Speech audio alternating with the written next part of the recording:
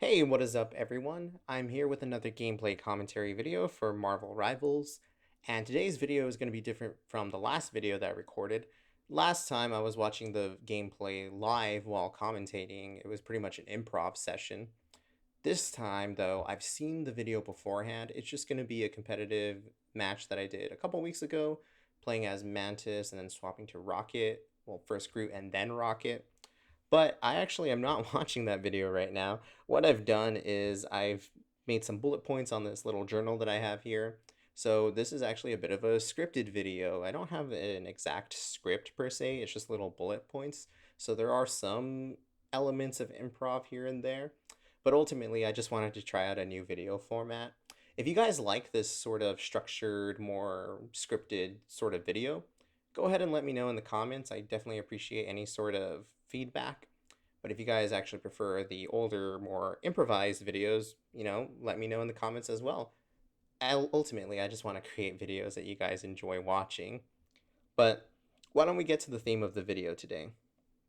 So, the theme that I wanted to talk about today is knowing why should you take risks in Marvel Rivals, essentially. Picture this.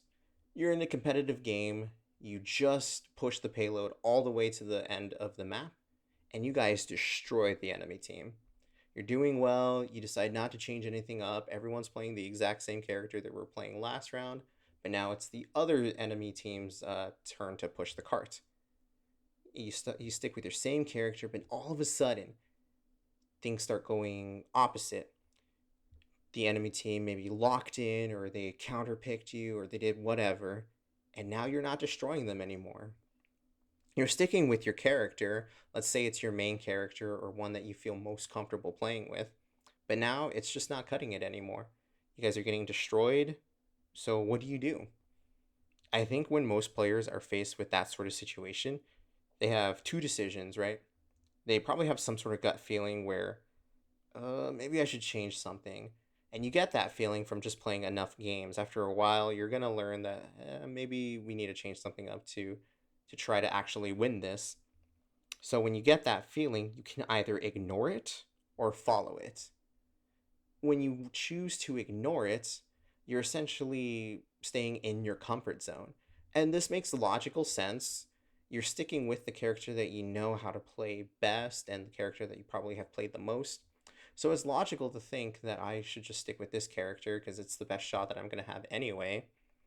But what I want to talk about and what I would argue is probably the better decision to make every single time is to just take a risk and follow that gut instinct. The gut instinct that's telling you to swap to another character. Now, why would I say that? If the game's on the line, why would I risk losing the game? And that right there is why I think is important to follow the risks. You are not your character, you are you. You are the player of the game. Your skills determine how much of a credit you are to the team. Your skills as an overall player of the game. You could be an extremely good Black Widow player. I think Black Widow is a pretty good character. Uh, there's definitely a lot of value to a character like her who can snipe and pick enemies from afar. But I think a lot of players know that not every situation requires a Black Widow. And honestly, in some situations, playing a Black Widow is detrimental to your team. So, why do I say follow your gut instincts and take a risk? Because that right there is where you have the most opportunity to learn about yourself and your skills as a player of Marvel Rivals. Let's say you're in this exact situation that I described earlier. Let's say you're playing a healer, you guys are getting clobbered. And now you're just faced with the decision, what should I do? Do we need more defensive power? Or should I swap to another sort of healer? What should I do? And the gameplay that I've chosen for this video actually kind of reflects that. I was playing it as Mantis at first, and as you guys know, I consider myself a Mantis main. She's probably the character that I have the most hours played with. I would probably say that I have about 90% of my hours that I've spent playing this game are spent playing as Mantis. So I know that character pretty well, and I'm very comfortable playing with her. But sometimes the gameplay or the match that you're in does not require a Mantis.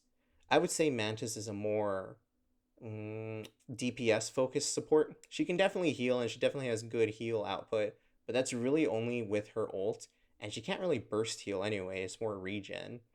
So in this situation, in the gameplay that you guys are seeing right now, we were getting clobbered and I was playing Mantis. I think maybe I should swap to another character. Mantis just isn't doing this. Should I swap to another healer or to a tank? At first I did swap to a tank and we were still getting clobbered. So I decided, okay, definitely not tank. Let's just swap to another more defensive oriented healer. So I ended up swapping to Rocket. Now, Rocket, I'm definitely sacrificing DPS output for more consistent healings, but that right there is what I believe won us the game.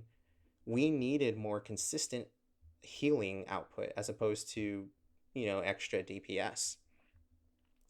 And I would not have known that or learned from that if I had just stuck with Mantis, who again is the character that I feel most comfortable playing with. But since I followed my gut and just took the risk, I now know in a similar situation when we're getting clobbered and we're getting destroyed that maybe Mantis isn't the exact character I should pick. Maybe I should go with someone more, defensive oriented, right? I mentioned Rocket, but this could also include Invisible Woman. And these types of situations, I think, are invaluable when it comes to your career in Marvel Rivals. You learn a lot about yourself when you take risks. Best case scenario, you win the game, and okay, hey, maybe in this type of situation, the risk that I just took is the way to go. Worst case scenario, maybe you lose the game, but it's not all over. It's not all doom and gloom because you learn more about yourself as a player. You now know, okay, in this situation, the first character I was playing is not it. And also now I know the second character or the second gameplay style is also not it. It's all about learning, and I think that's really what's going to make your career as a if you want to get good at this game. I think that's going to be really invaluable to you. The opportunity to learn and the experiences that you have to learn from really will make you a better player and therefore make you more of a credit to your team and to all your future games. So, at the end of the day, I just think it's important to just take risks and to just follow your gut instinct. Because at the end of the day, learning from that experience and getting better as a player is more valuable than just one win of a competitive game. It'll take you way further if you learn things than just one win ever would. So that's all I wanted to say. If you're ever in that situation, if you ever have that decision, like, oh, should I stay as the character I'm good with, or should I maybe try something new? I always say just try something new. Take the risk and learn from it because you are going to be very thankful to yourself in the future for just learning from all the experiences that you can. And, if you want to apply this to other things outside of Marvel Rivals, I say go for it. Definitely assess the situation. Not everything is as like chill or laid back as a competitive video game.